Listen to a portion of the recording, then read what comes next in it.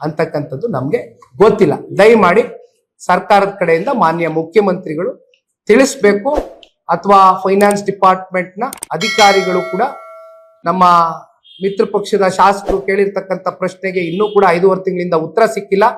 ಸ್ವರೂಪ್ರವರು ಕೇಳಿರ್ತಕ್ಕಂಥ ಪ್ರಶ್ನೆಗೆ ತಪ್ಪುತ್ತರ ಸಿಕ್ಕಿದೆ.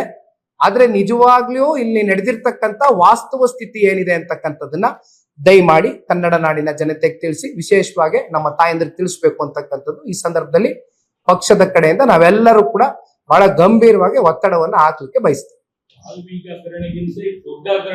ಹೇಳದ್ನಲ್ಲಣ್ಣ, ಅದೇದೋ 150, 189 ಅಂದ್ರೆ ಇಲ್ಲಿ 5,000 ಕೋಟಿ, ಅದಕ್ಕೆ ಹೇಳ್ತಾರೆ. ಇದ್ರ ಪ್ರಮಾಣ ನಾವು ಲೆಕ್ಕ ಮಾಡಕ್ಕೆ ಆಗ.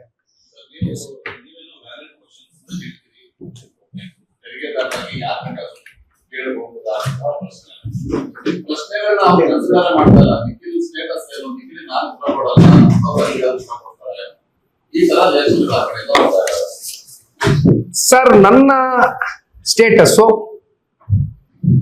ಕರ್ನಾಟಕದಲ್ಲಿ ಹುಟ್ಟಿರ್ತಕ್ಕಂಥ ಹುಡುಗ, ಕನ್ನಡದ ನೆಲ ಜಲ ಭಾಷೆಯ ಬಗ್ಗೆ ಅತಿಯಾದಂತ ಅಭಿಮಾನ ಇಟ್ಕೊಂಡಿರ್ತಕ್ಕಂಥ ಹುಡುಗ, ಸರ್ಕಾರಕ್ಕೆ ತೆರಿಗೆ ಮೂಲದಲ್ಲಿ ತೆರಿಗೆನೂ ಕೂಡ ಕಟ್ತಾ ಇರ್ತಕ್ಕಂಥ ಹುಡುಗ.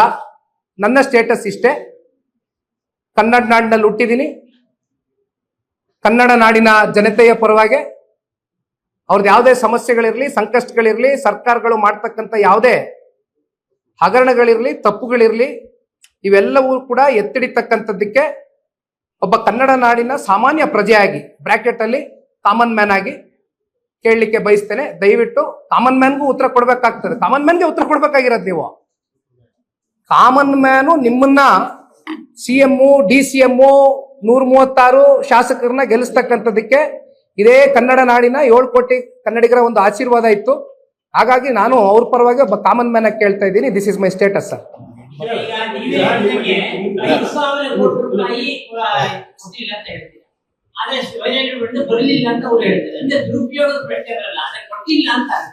ಕೊಟ್ಟಿಲ್ಲ ಅಂದ್ರೆ ಎಲ್ಲಿಗೆ ಹೋಯ್ತು? ರಿಲೀಸ್ ಮಾಡಿಲ್ಲ ಅಂದ್ರೆ ಎಲ್ಲಿಗೆ ಹೋಯ್ತು? ಸ್ಪಷ್ಟತೆ ಕೊಡು ಅಣ್ಣ. ಬಡ್ಜೆಟ್ ಅಲ್ಲಿ ಪ್ರಾವಿಷನ್ ಆದ್ಮೇಲೆ ಹಣ ಎಲ್ಲಿ ಮಂಗಮಾಯ ಆಯ್ತು? ಯಾತಕ್ಕೋಸ್ಕರ ಬಳಕೆ ಮಾಡ್ಕೊಂಡಿದ್ದೀರಾ ಈಗ? ಯಾಕೆಂದ್ರೆ ಇದೇನು ಹೊಸದೇನಲ್ಲ ಕಾಂಗ್ರೆಸ್ ಅವ್ರಿಗೆ. SCP TSP ಹಣ ಪ್ರತಿ ವರ್ಷ ಎಷ್ಟೆಷ್ಟು ಸಾವಿರ ಕೋಟಿ ಬಳಕೆ ಬೇರೆ ಬೇರೆ ಕಡೆ ಬಳಕೆ ಮಾಡ್ಕೊಂಡಿರ್ತಕ್ಕಂಥದ್ದು ನೋಡಿದ್ದೀವಿ. ಇನ್ನ ಎಷ್ಟು ನಿಗಮದ ಹಣಗಳು, ಆ ನಿಗಮದ ಆಯಾ ಸಮಾಜದ ಅಭಿವೃದ್ಧಿಗೆ ಇಟ್ಟಿರ್ತಕ್ಕಂಥ, ಕಲ್ಯಾಣಕ್ಕೆ ಇಟ್ಟಿರ್ತಕ್ಕಂಥ ಹಣಗಳು ಬೇರೆ ಬೇರೆ ಕಡೆ ವರ್ಗಾವಣೆ ಮಾಡ್ಕೊಂಡಿರ್ತಕ್ಕಂಥದ್ದು ನೋಡಿದ್ದೀವಿ. ಒಪ್ಕೊಂಡಿದಾರಲ್ಲ, ಅದೇ ರೀತಿ ಇದನ್ನು ಏನ್ ಮಾಡಿದೀರಾ ಅಂತ ದಯವಿಟ್ಟು ಜನರ ಮುಂದೆ ಇಡಿ, ಒಪ್ಕೊಳ್ಳಿ. ಎಲ್ಲೂ ಆಗಿದೆ ದುಡ್ಡು ಕೊಡ್ತೀರಾ? ಬಡ್ಜೆಟ್ ಪ್ರಾವಿಷನ್ ಆದ್ಮೇಲೂ ಕೂಡ ಯಾಕೆ ದುಡ್ಡು ಕೊಟ್ಟಿಲ್ಲ? ದುಡ್ಡು ಎಲ್ಲಿಗೋಯ್ತು? ಮುಂದೇನಾದ್ರು ಕೊಡ್ತೀರಾ? ಇನ್ನೊಂದ್ 2 ತಿಂಗಳು ಬಿಟ್ಕೊಂಡು ಕೊಡ್ತೀರಾ? ಫೆಬ್ರವರಿ ಮಾರ್ಚ್ 2024-25 ಸಾಲ ದುಡ್ಡು ಎಲ್ಲೋಯ್ತು? ಇಷ್ಟೇ ಪಾಯಿಂಟ್. ಲೆಕ್ಕ ಕೊಡಿ ಸಿದ್ದರಾಮಯ್ಯ.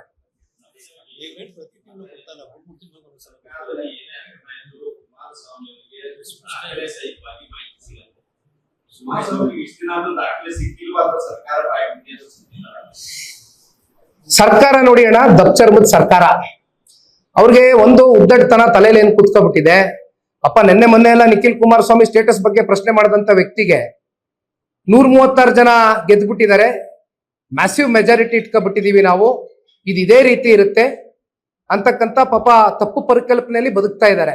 ಇದರಿಂದ ಹೊರಗಡೆ ಬರಬೇಕು. ತಾವೊಂದು ಪ್ರಶ್ನೆ ಕೇಳಿದ್ರಿ, ಎಲ್ಲದಕ್ಕೂ ಸಮಯ ಕೊಡ್ಬೇಕು. ಸಮಯ ಅತಿರೇಕಕ್ಕೆ ಹೋಗಿದೆ. 1 ವರ್ಷಕ್ಕೂ ಅಧಿಕ ಆದ್ರೂ ಕೂಡ ಇಲ್ಲಿವರೆಗೂ ಈ ಪ್ರಶ್ನೆಗಳು ಉದ್ಭವ ಆಗಿ ಇದಕ್ಕೆ ಸಿಕ್ಬೇಕಾಗಿರ್ತಕ್ಕಂಥ ಉತ್ತರ ಜನತೆಗೆ ಸಿಕ್ಕಿಲ್ಲ. ಹಾಗಾಗಿ ಇವತ್ತು ದಾಖಲೆ ಸಮೇತವಾಗಿ ಯಾವ ದಿನಾಂಕದಲ್ಲಿ ಏನೇನು ಇವ್ರು ಘೋಷಣೆ ಮಾಡ್ಕೊಂಡಿದ್ರು, ಯಾವಾಗ ಯಾವ್ಯಾವ ವರ್ಷದಲ್ಲಿ ಎಷ್ಟೆಷ್ಟು ಪ್ರಾವಿಷನ್ ಮಾಡ್ಕೊಂಡ್ ಬಂದಿದ್ದಾರೆ, ಎಲ್ಲಿ ಮಿಸ್ಪ್ಲೇಸ್ಗಳಾಗಿದೆ ದುಡ್ಡು, ಇದ್ರ ಬಗ್ಗೆ ಸಂಪೂರ್ಣ ವಿವರ ಕೊಟ್ಟಿದ್ದೀನಿ. ಇನ್ ಮುಂದೆ ಸರ್ಕಾರ ಇದು ಉತ್ತರ ಕೊಡ್ಬೇಕು.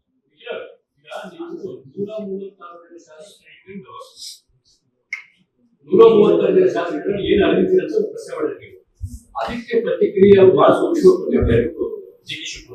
ಅವ್ರು ಏನ್ ಹೇಳ್ತಾರೆ, ಅವ್ರಿಗೆ ಸಾಂವಿಧಾನಿಕ ಹುದ್ದೆ ಇಲ್ಲ, ಜೊತೆಗೆ ಅವರು ಪಕ್ಷದ ಅಧ್ಯಕ್ಷರಾಗಿ ಆದ್ಮೇಲೆ ಉತ್ತರ ಕೊಡ್ತಾರೆ. ಇದು ನಮ್ದು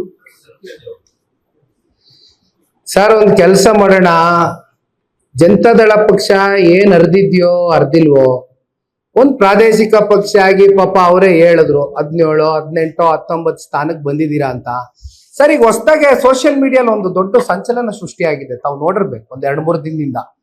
ಕಾಕ್ರೋಚ್ ಜನತಾ ಪಾರ್ಟಿ ಅಂತ ಅಲ್ವಾ?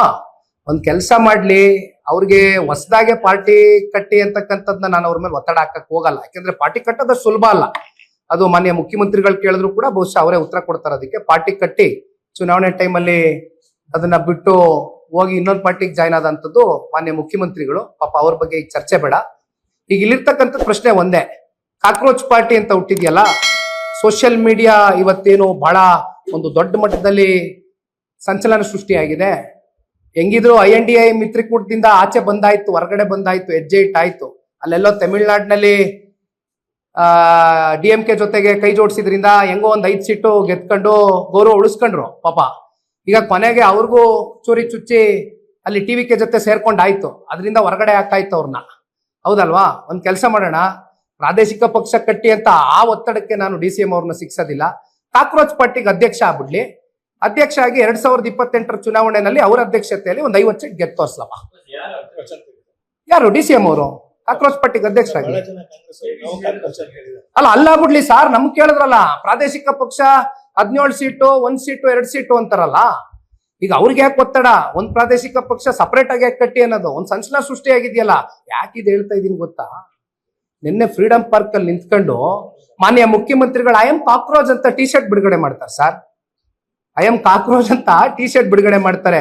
ಸೊ ಎಂತ ದುರಂತ ಅಂದ್ರೆ ಕಾಂಗ್ರೆಸ್ ಪಕ್ಷದ್ದು ಸೋಷಿಯಲ್ ಮೀಡಿಯಾಲ್ ಆಗಿರ್ತಕ್ಕಂಥ ಒಂದು ಸಂಚಲನ ಏನಿದೆ, ಅದ್ ಏನು ಎತ್ತ ಆಳ ಅಗ್ಲ ಡೀಪ್ ಅನಾಲಿಸಿಸ್ ಮಾಡ್ದಿರಾ ಹೋಗಿ ಆ ಟಿ ಶರ್ಟ್ ಇಟ್ಕೊಂಡು ನಿಂತ್ಕೋತಾರೆ ಅಂದ್ರೆ, ಅಲ್ಲಿ INDI ಮಿತ್ರಕೂಟದಿಂದ ಹೊರಗಡೆ ಹಾಕಿದ್ಮೇಲೆ ಇನ್ ಯಾವ ಹೀನಾಮಾನದ ಸ್ಥಿತಿ ಕಾಂಗ್ರೆಸ್ನವ್ರು ಬಂದ್ಬಿಟ್ಟಿದ್ದಾರೆ ಅಂತ ಪಾಪ ನನ್ ನೋಡಿದ್ರೆ ಅವ್ರ ಪರವಾಗಿ ನನಗೆ ಆತಂಕ ಆಗ್ತದೆ.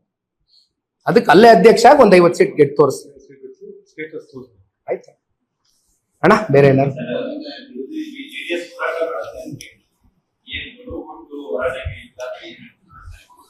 ಖಂಡಿತ ಗಡುವು ಕೊಟ್ಟು ಹೋರಾಟ ಮಾಡೇ ಮಾಡ್ತೀವಿ. ಇದು ರಾಜ್ಯಾದ್ಯಂತ ಎಲ್ಲಾ ಜಿಲ್ಲೆಗಳಲ್ಲೂ ಕೂಡ ಕರೆ ಕೊಡ್ತೀವಿ. ಇದು ಕೇವಲ ಬೆಂಗಳೂರು ನಗರಕ್ಕೆ ಸೀಮಿತವಾಗಿರ್ತಕ್ಕಂಥದ್ದಲ್ಲ. ಕರೆ ಕೊಡ್ತೀವಿ, ಒಂದು ಗಡುವು ಕೊಡ್ತೀವಿ. ನೀವು ಹೇಳ್ದಂಗೆ ಒಂದು ಟೈಮ್ ಲೈನ್ ಫಿಕ್ಸ್ ಮಾಡ್ತೀವಿ. ಈ ಟೈಮ್ ಲೈನ್ ಒಳಗಡೆ ಸರ್ಕಾರ ಉತ್ತರ ಕೊಡದೆ ಹೋದ್ರೆ ಉಗ್ರವಾದಂತ ಹೋರಾಟ, ಪ್ರತಿಭಟನೆಗಳು ಜನತಾದಳ ಪಕ್ಷ ಮಾಡೇ ಮಾಡುತ್ತೆ. ಅನುಮಾನ ಇಲ್ಲ.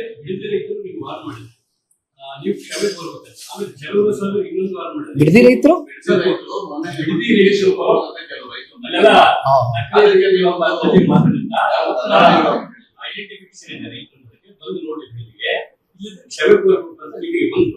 ಎರಡನೇದು ಕುಮಾರಸ್ವಾಮಿ ಹಿಂದೆ ಒಂದು ಚಾಲೆಂಜ್ ಮಾಡಿದ್ದಾರೆ. ಅಂದ್ರೆ ರೈತರ ಕ್ಷಮೆ ಕೋರಬೇಕು. ರೈತರ ಬಗ್ಗೆ ಬಹಳ ಅವರ ಆತ್ಮಹತ್ಯೆ, ರೈತರ ಆತ್ಮಹತ್ಯೆ ಬಹಳ ಕೇವಲ ಮಾತಾಡ್ತಾರೆ. ಈ ಒಂದು ಪ್ರಾಜೆಕ್ಟ್ ಸನ್ಮಾನ್ಯ ಕುಮಾರಣ್ಣ ಅವರ ಕನಸಿನ ಕೂಸು ಅಂತಕ್ಕಂಥದ್ನ ಕಾಂಗ್ರೆಸ್ನವ್ರು ಇವತ್ತೇನು ಹೇಳ್ಕೊಂಡು ಓಡಾಡ್ತಾ ಇದ್ದಾರೆ. ಹೌದು, ಸತ್ಯ. ಈ ಪ್ರಾಜೆಕ್ಟ್ ಕುಮಾರಣ್ಣನ ಕನಸಿನ ಕೂಸೆ ಆಗಿತ್ತು.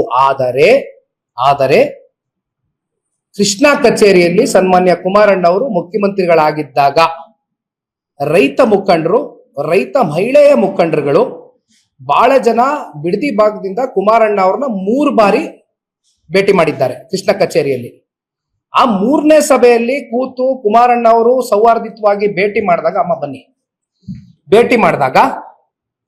ಅಂತಿಮವಾಗಿ ಕುಮಾರಣ್ಣ ಅವರು ಒಂದು ವಿಚಾರ ನಿನ್ನೆ ಅಲ್ಲ ಹಲವಾರು ಬಾರಿ ಹೇಳಿದ್ದಾರೆ. ನಿನ್ನೆ ನಾನು ಯಾವುದೋ ಒಂದು ಮಾಧ್ಯಮದಲ್ಲಿ ಒಬ್ಬ ರೈತ ಮುಖಂಡರು ಇದ್ರ ಬಗ್ಗೆ, ನಮ್ಮ ಬೈರ್ಮಂಗಲ ಕೆಂಚಗಾರನಹಳ್ಳಿಯಲ್ಲಿ ಇವತ್ತು ರೈತರು ಹಲವಾರು ದಿನದಿಂದ ಏನ್ ಪ್ರತಿಭಟನೆ ಮಾಡ್ತಾ ಇದ್ದಾರೆ, ಅವರು ಕೂಡ ಅದನ್ನ ಅಕ್ನಾಲೆಡ್ಜ್ ಮಾಡ್ತಾರೆ.